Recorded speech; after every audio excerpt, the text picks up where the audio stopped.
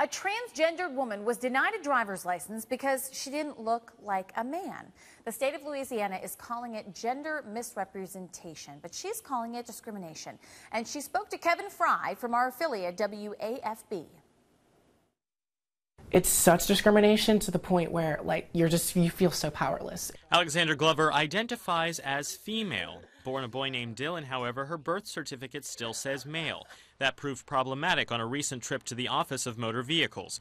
There to get a new ID card, Glover was turned away. If you have makeup on or anything like that, you're supposed to take all that off because you are actually a man. Our employees cannot take a photograph of someone who is portraying themselves to be somebody that they are not. Glover was wearing makeup and a dress when visiting the OMV, a red flag for the clerk.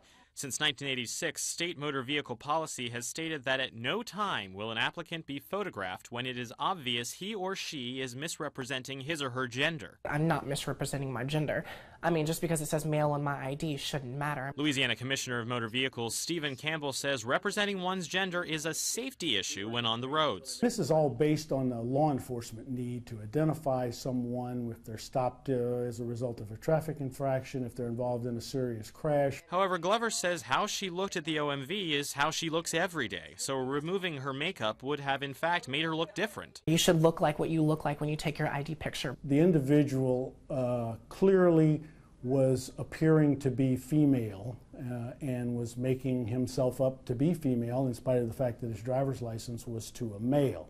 That's like saying, there's certain things that you have to look like in order to be this gender, and that's not true.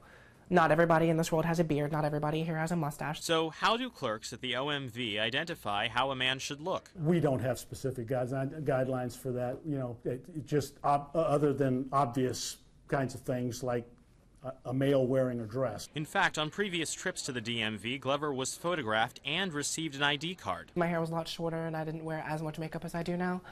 And I'm guessing they thought that was more socially acceptable. It is subjective. It clearly is subjective. So we want to know what you think about this. Weigh in on our Facebook page, Weekend Express HLN.